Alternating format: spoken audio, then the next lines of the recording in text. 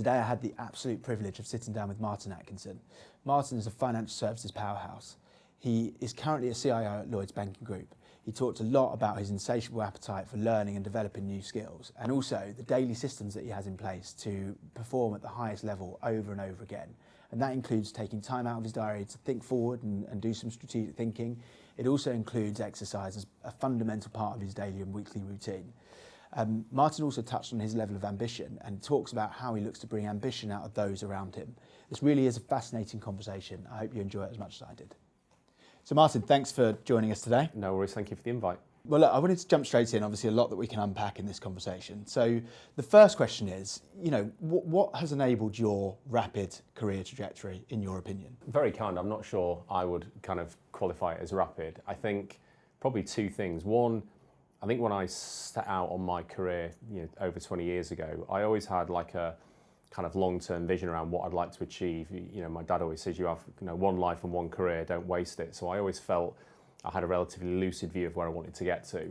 And I think the second thing is, I think with like anything in life, there's always an element of luck and judgment. I don't think anyone can beautifully curate their career. And I think I've been lucky enough to be in certain organisations at a certain time that has either pushed me out of my comfort zone and allowed me to kind of personally and professionally develop, or actually I've been in a situation where I've been asked to take on a wider remit. So I'm always a fan of, you can plan and be quite thoughtful, but I also think sometimes things come out of the blue, but then it's there for you to try and take an opportunity out of it. Yeah, it's that kind of planning ahead versus being opportunistic equation, right?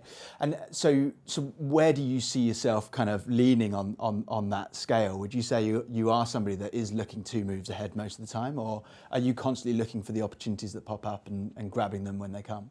It's really interesting. I think through my career it's probably changed. So I think early in my career I felt I always had like a 3 to 5 year plan. I know it sounds quite cliched, but I had a view of where I would like to get to, and obviously it's dependent upon both your experiences and other people believing, but then trying to work to try and identify roles or organisations that will be able to give you the skills and capabilities in order to achieve that. Right. So I've always felt that I'm kind of planning on a 3 to 5 year horizon, but there has been times when just something's come up completely unexpected, either at another firm or within an existing organisation, which has felt too good an opportunity to turn down, particularly because it can give me skill sets that I didn't quite appreciate I needed, or actually it's an accelerator in terms of delivering and learning the things that you know that you're going to need to do as part of your career plan. So it's that constant kind of stretching of your own skills and capability and comfort zone, I guess. Yeah, I'm a big fan of people that kind of want to manage their own career. I believe that it's got to be a two-way street, right? The organisation has to try and create the environment for you to be able to achieve what you want to achieve. It's got to be two-way, but equally, I don't feel you can be kind of passive. So I've always quite thoughtful around, what are my gaps, and I've got loads, and trying to get that, kind of reinforcement from 360 feedback so that I can understand actually where are my gaps and then try and plot roles or experiences that would look to try and close them. Amazing. And has there been kind of a period in your career where you've gone through a really steep learning curve? Does anything really stick out in your mind? Yeah, I think there's a couple actually. I started work, as you know, Luke, as a management consultant for Accenture, and I worked ostensibly in the retail sector. So, if you couldn't get any baked beans in any of your local Sainsbury's stores early in your career, it's probably something to do with me. But I then moved out of that into financial services, and that was the first real steep learning curve because I'd been pretty cosseted in terms of 7-8 years being a consultant, and then I actually joined HBOS, now part of Lloyds Banking Group, and I'm moving into financial services where it's an incredibly regulated environment. So just learning all of the new technical jargon, all of the regulatory disciplines was just a huge learning curve. And I think the second time I felt that was a big learning curve was less around maybe the kind of functional skill sets, but more the hows. Was my first role as an executive when I was at Metrobank, when I moved to become the Chief Information Officer. So you're then learning a whole new set of experiences around networking, influencing, delivering through others, building teams.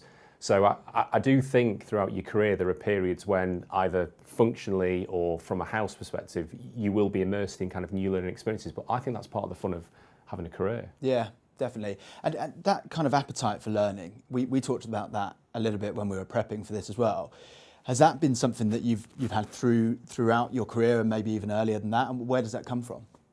I've always felt I'm quite a curious individual, whatever I do, whether it's, I'm a big sports fan, as you know, and whether it's trying to understand the intricacies of different football formations. I've always just been quite curious as to how things work. So I've always got that almost childlike questioning of why. And that to me has almost led to hopefully a bit of a growth mindset where I think if anyone ever reaches a point in their career where they feel they don't need to learn, I worry that complacency starts to creep in. So I've always tried to challenge myself to try and identify, explore new experiences, new learnings. I'm certainly not perfect at it. But also certain organisations orientate you to that. So at Lloyds, where I am currently, we have an opportunity once a week where we go off and learn. And that might be a technical coding language, it might be on the softer side of influencing, it might be to attend a conference. But the fact that the organisation is investing in you, again, for me, it's a two-way street. You've therefore got to demonstrate that you've got quite an open and expansive mindset and that you want to learn. So is that putting accountability on individuals to go away and do their own kind of research and learn themselves, or are there other structures that you put in place to enable that to happen? There's both, actually. What we try to do is create an environment where people can learn. We're genuinely of the opinion that we're going to become much more of a skills-based industry. So therefore, how you perform and progress in your career is not about the size of your budgets or the size of your teams. Actually, it's about the skill sets that you bring. And so what we try and do is create an environment where people feel really comforted and comfortable that they can actually decline a meeting and say, you know what, no, I've got 2 hours of learning. How people spend that is down to them. I think what we don't want is a kind of big brother environment where we're checking what they do. We have to put our faith in our people that they actually do want to learn. And 99 times out of 100, people are on. We've got this platform called Tech Quotient where you can go on and do all these CBTs on artificial intelligence or quantum computing or blockchain. And it's just brilliant that any level of the organisation is encouraged to do it. And I work with some really senior business folk who absolutely role model, my boss being a case in point. He will dedicate 2 to 3 hours and he'll go and learn something new. And that just sets a brilliant learning environment for everyone to therefore kind of flourish and be the best version of themselves. And what do you see as the kind of direct net outcome of that within Lloyds? I think it's two things. One, I think people feel that they are being invested in. I think years ago, industry has changed where people would come to work and they would feel quite privileged that they've got a job, they're getting paid at the end of the month, and almost like it was their duty. And I think the world's changed now and it's become much more kind of consumer-led and employee-led. And therefore, the things that I think differentiate firms now is not just pay and rations and pension and employee benefits. It's actually the moral compass of the firm. It's how do they invest in you as an individual. And I've known people that have probably turned down roles at bigger, supposedly better and better paid firms because they felt the organisational environment is not conducive for them to be able to build and sustain a career. And I think that's a real seismic shift than what I saw when I started my career probably 20 years ago. Right. So just to explore that for a moment then, so because obviously if you look at the breakdown of different technical skills, different soft skills, hard skills that you can learn as an individual at any level in your career, you know, there's a multitude of things, right? So is the focus about creating rounded individuals that have a capability at a level across lots of different things, or is it about going, okay, we've identified or you've identified that this is an area that we can double down in and think you can excel at, and then really focusing on that, or does that come from the individuals? That's a brilliant question. I think it's a little bit of both without trying to sit on the fence. There'll be some people that will want deep specialisms, whether that's liquidity, treasury, technologies, accounting, product, and their aspiration, their capabilities and their drive is to maintain kind of what you might call quite a narrow focus. But also there are some people that actually feel that they've got skill sets that could be conducive across multiple areas. So if you've worked in operations, you could probably go and run a big transformation portfolio. If you've done transformation, you could probably start to bleed into technology. So I think it's a two-way conversation. I think the organisation needs to prepare the environment where you're investing in the technical skills, but also how people operate, and then actually allow the individuals through kind of, you know, process of elimination and things that they succeed and fail in to then identify where do they want to maximise. I've always tried to be probably on the latter, which is try and create as broad a set of skill sets as you can and then try and apply that to, you know, different disciplines. Yeah. It's such an interesting one, isn't it? Because I think it's evolving over time as well, right? So our job as a recruiter, a lot of the focus is about assessing people's softer skills, because the technical skills, you can kind of see that from experience, right? And from getting referrals and references, but it's the softer skills that really set people apart a lot of the time, I think. What's your view on that? I agree. I think it changes through your career. Right. So if I look back, you know, kind of 20 years ago, the things that people were probably recruiting, myself or individuals, was maybe your functional skills. Are you good at project management, program management? Are you a brilliant coder? Are you a brilliant tester? Are you a really strong architect? And I think as you go through your career and you get more senior, the role starts to alter because the accountabilities get bigger, the outcomes get arguably, kind of seismic. But how you deliver that is probably not your functional skills, it's your ability to actually deliver through others. And so I think the skill sets do start to soften, and it's about how do you build a team? How do you coach and develop people? How do you actually deliver in a matrix structure? You can be the best architect in the world, but if you've not got the ability to actually influence other technologists or other people around the business, you're not going to get the outcome. So I think the kind of softer skills come more to the fore, I think, as you get more senior in your career. Interesting. And so I think it's probably worth just pausing at this moment and stopping and asking a direct question around your current role. So what are you accountable for at the moment? How do you spend your time?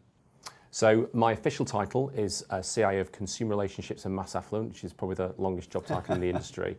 So I look after ostensibly large parts of the retail bank. So think of it through your everyday banking interactions. So the mobile and digital estate is, the accountability of my team. The core products that you use on a daily basis, current accounts, savings accounts. I look after economic crime. And I also look after the kind of data fabric for the firm to make sure that we personalise that to kind of individuals. And so my time really is spent probably in 4 buckets. One is actually working with my business executive team, so Jane Opperman and her leadership team, around how is technology enabling the kind of propositions and go-to-market strategies that we want to achieve. Part of my role is quite, I'd say, internally focused within Group COO, or our Chief Operating Office, working with our technologists around actually furthering our technology strategy and delivering against the business commitments. I think the third thing is actually around building the future capabilities for the firm. So it's all well and good focusing on what we need to do today, but we've had conversations before, Luke. The skill sets that we're going to require in 3-5 years' time on quantum computing or blockchain could be fundamentally different. So we're really in thinking about how do we build the skills for the future.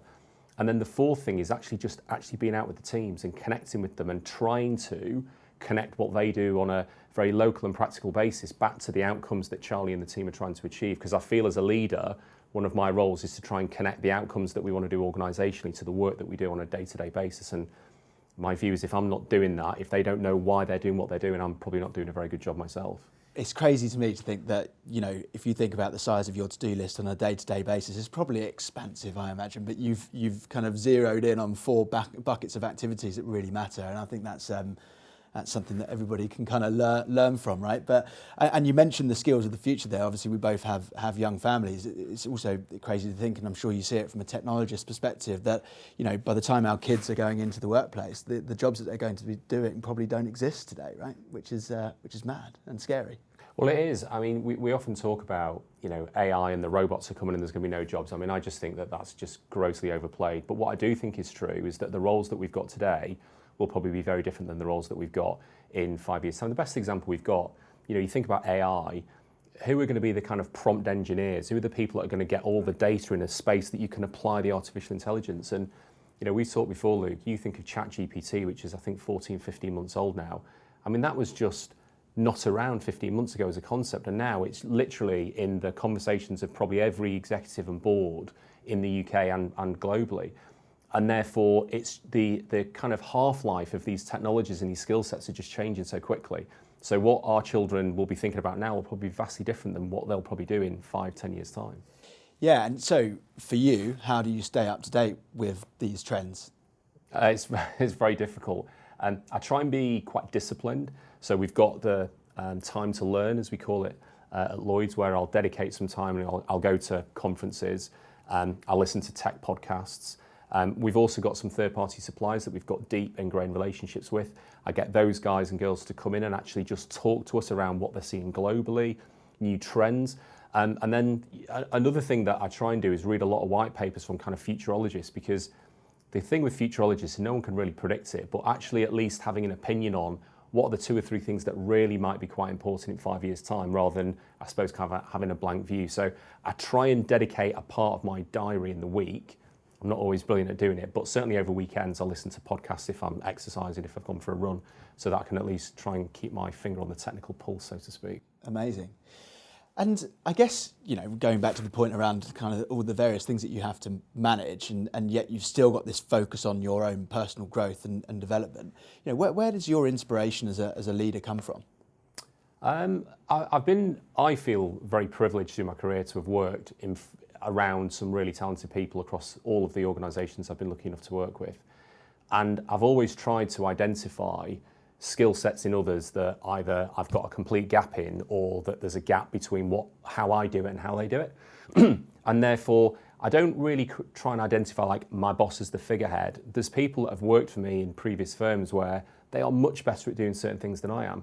So I think it's a combination of having a kind of really curious thirst for how can you improve and how can you professionally get better, and then identifying 2 or 3 people and the skill sets that you think that you've got, you know, a major gap in. And I've worked for a couple of brilliant COOs and CEOs, and you know, my current business boss and functional boss, Ron and Jane, just brings something so different than what I've seen before that it's a genuine inspiration to come to work, because I know there's so much potential for you to grow because of how capable and inspiring I see those as individuals. So I just see it as a massive opportunity. Fair enough.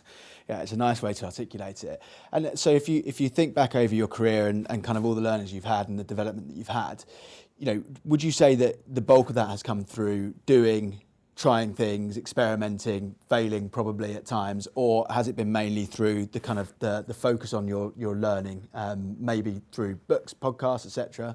Where do you think your biggest development has come from? I think my probably biggest development has come from roles where, frankly, I'm probably slightly gripping the edge of my capabilities, so I'm hanging on for dear grip, because I think I've read a few kind of white papers on this where they talk about your locus of control, and people generally say you can stretch yourself around about 15 to 20% from what your current capabilities are. Anything else, and you go into what they call the U-bend of despair.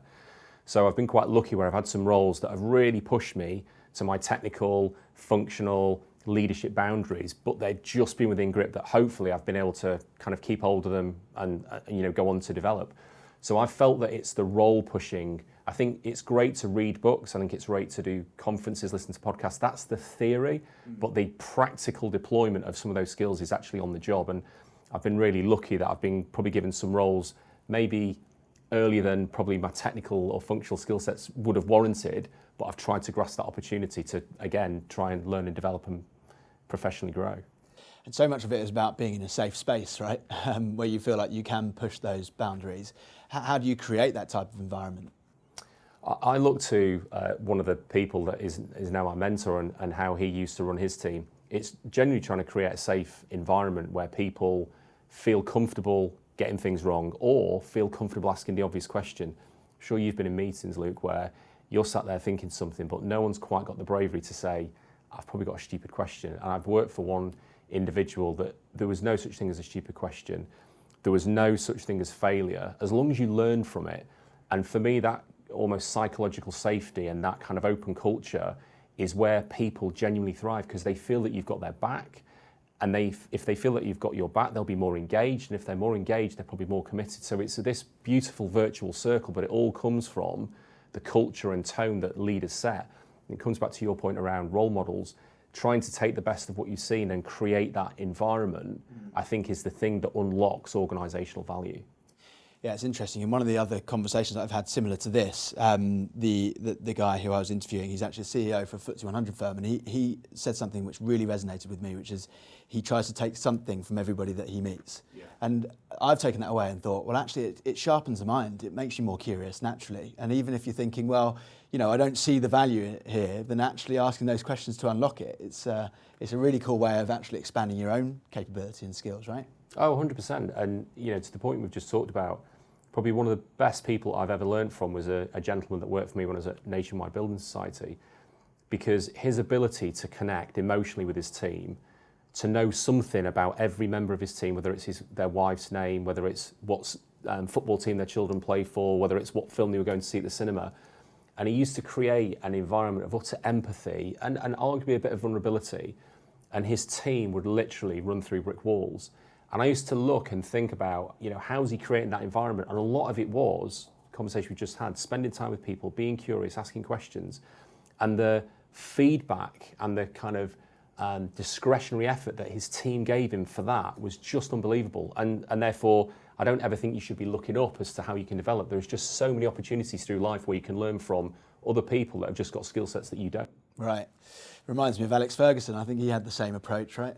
Yeah, Knowing exactly. everybody's name around the club. Exactly. But, okay, cool. So then if you look at it on a day-to-day basis, you know, how do you develop a set of daily systems and processes, or what are your daily systems and processes that enable you to be constantly at a high performance level? So I think it's using your strengths probably to mitigate your weaknesses. So one of the things that hopefully people would say I'm half decent at is I'm pretty planful, I'm quite logical, I'm quite structured. So I'll structure my day in terms of making sure that I've got time to do the things across the 4 buckets of work. If I ever have a day where I'm not doing one of those 4 things, I take a step back and go, well, are you wasting the day, or are you doing something that actually you should have been doing for a long time? So I make sure that I've got time with my team. I make sure that I've got time to phone people. If I'm in the office, I will make sure I go and connect with my team, because what's the point in coming to the office if you're just going to sit behind a Microsoft Teams call? But I'm also becoming more disciplined. I've still got more work to do in terms of carving out space for thinking. And it almost feels quite guilty and lavish to sit and have half an hour in your diary where you're not doing an email or you're not phoning someone. But actually, if you don't have that ability to step back and force yourself, you often are quite a heads down, delivery focused individual, rather than actually looking back at the broad remit that you've got. And you know, the whole phrase, you don't want to be just kind of battling today's battle, you want to be thinking about tomorrow's war, and having that step back. And then I couch that all within, I am religious, as you know, around creating space for kind of mental wellness, and that for me comes in the form of exercising, to the point that I actually put it into my diary. So my PA and EA will put a block of time that says exercise, and unless there is an operational catastrophe, it won't move. And has that been the same throughout your career? I think I've become more disciplined with it over probably the last 5 to 7 years. I've always been a sports fan, whether it's playing football, cricket, rugby, or even just spectating. But I think I used to see it as just a nice hobby at the weekends, and it was almost a nice to have. But as I've got more senior, and obviously the pressures grow and you've got kind of more challenges, I hadn't quite appreciated the mental release and the mental strength that exercise gives you. So it's just as important as reading a strategy deck. It's just as important as being on top of your numbers. So I am, in the last 5 to 7 years, beyond religious. 5 days a week I'll exercise. And as I say, it's only unless I'm getting a phone call from the CEO or there's an operational catastrophe that my boss is phoning me on, nothing will get in the way of it. So interesting, isn't it? I guess you've got to have a level of confidence and security to be able to actually dedicate that time, right? Because sometimes you don't see the necessary or the immediate impact of that time you're investing in yourself, but it's so important. Yeah, and I think I had a pretty bad injury about 2 to 3 years ago where I couldn't exercise for 3 to 4 months, and I tried every way you can imagine to exercise, and I physically couldn't. And I just recognised that my mental wellness and mental strength was impacted. I didn't feel I was as sharp at work. I was probably a bit gloomier, probably wasn't as good a dad as I could have been. And that for me was the kind of epiphanal, you know, if I get back fit, and it took me a bit of time, it's a necessary part of being, I think, a corporate professional. And therefore for me, it's not only important for me and the wellness of my own mental wellness and probably my family's, but also it sets the context for your team. Because if you're kind of, you know, looking judgmentally, if someone's saying they're going to go to the gym at the lunch hour, what environment does that create? So I'm really open with my team to the point that, you know, if they'll say, I can have half an hour with you at, you know, this time, and I'll say, no, I'm really sorry, I'm at the gym, but I'll always say I'll speak to you at X point. Because I think if you don't create that environment, you probably perpetuate some of the beliefs that, well, you can't go to the gym at the lunch hour, or you can't finish at 4 o'clock on a Friday because it's frowned upon. For me, it's not what you do, it's ultimately the outcomes, you know, and therefore if you're able to still exercise and do the things that you need to do, I'm completely cool with that. Yeah. And so just practically then, when do you actually put it into your diary, and do you do it in the morning or evening, or do you take time out of your day to focus on exercise? I generally try and do it in the morning, because to the point of, you know, running an operational set of teams, things can go wrong. So I try and get it out of the way. That's not always practical. Some meetings come in and, you know, you'll probably make a risk-based judgment call along, well, you know, I'll go to that meeting, but I'll do something later. So how I plan it is I sit down once a week with my PA and my EA, and we go through my diary for the next 4 weeks. And even if we go away, if I'm in India or if I'm traveling in the UK, we will still dedicate time, and we'll even to the point we'll phone up a hotel and check that there's a gym that I can exercise in. So I think it's using one of my strengths, that kind of quite metronomic planfulness, to make sure that hopefully I can operate at my corporate best. Yeah, so 4 weeks out, that's an interesting takeaway for me personally. I think it's always good to plan ahead, right? And I never really know how far you should go ahead because things obviously change all the time. And just one last question on what we were talking about there. So the tactical versus strategic aspect, right? So taking time out of your diary religiously to focus on more of the strategic stuff, have time to think. How did you develop the understanding that you needed to do that and that could have such a big impact on your overall performance? I think it was probably two things. Through corporate life, you get a lot of 360 feedback. And I think earlier in my career, I was probably seen as a bit of a heads down leader in the anatomic detail. And there was kind of questions around, great delivery, but realistically, you stepping back and actually thinking, where do we as a function or an organisation or a business want to be in 3, 5, 7 years' time? So I think some of it was maybe a failing in my own skill sets that was evidenced by feedback from my team. And I think the second thing was almost a view of my own guilt that sat there idly, not in a spreadsheet or in a PowerPoint or in a Word document, just felt quite lavish and it felt luxurious and it felt like I wasn't working.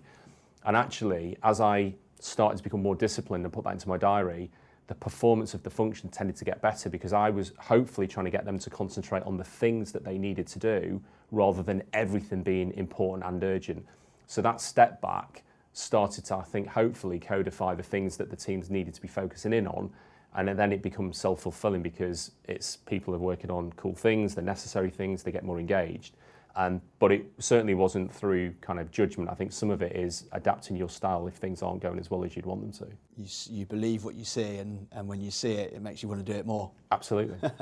Okay, cool. And so clearly, when you talk about your career today and all of the different things that you've done, you can you get a sense for the level of ambition that you have as an individual. And typically that's what you see in most leaders, right?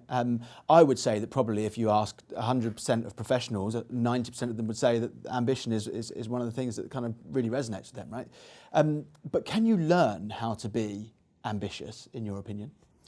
I think you can. I always look at it through the prism of what does the individual want. No two individuals are the same, and people will have different careers that kind of traject at different rates.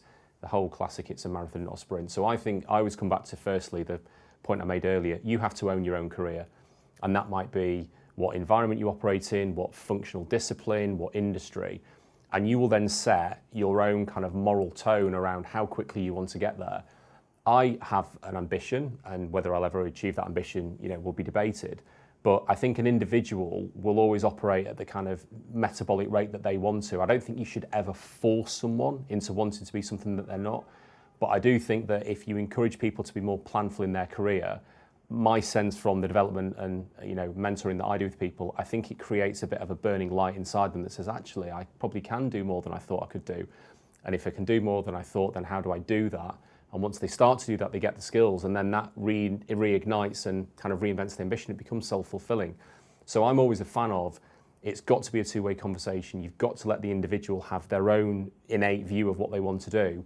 But, kind of probing, questioning, and really understanding what they want, I think you can ignite ambition in people that historically you might have said didn't want that or didn't want the big kind of corporate career. That's such a good point. But sometimes it's quite difficult to get people to look ahead, right? Yeah. And have that vision. But okay, cool. Well, look, on that note, the final question, which we always ask, is, if you were to think about yourself at the start of your career now, what do you wish you knew then that you know now? I think I wish it had been more varied. So when I look back in my earlier career, I was pretty lucky that there were roles that fell into my lap in the kind of specialisms in tech, operations, digital, and that allowed me to, build a career that I've been able to have. But I also probably moved away from things that I felt was out of my comfort zone. So, going to do accounting or working in a finance function or going to work in a treasury function. And I think the thing that I've learned now in over 20 years of corporate life is the best people that I've worked with, either for or with now, are the people that have actually probably got the broadest experiences. So if I'd have known then, I wouldn't have turned down the opportunity to go and run a big risk function. I probably wouldn't have turned down the opportunity to go and work in finance and run a P&L. Hindsight's a wonderful thing, right? But that's why, to the conversation around expansive and kind of growth mindsets, I'd never turn down opportunities now. I think if I was talking to my 21-year-old self, I'd just say, don't turn down anything. Yeah, nice. All right. What a lovely note to end on. Well, look, it's been an absolute privilege. No, thank you, Luke. Thank you for your time. Cool, thank you.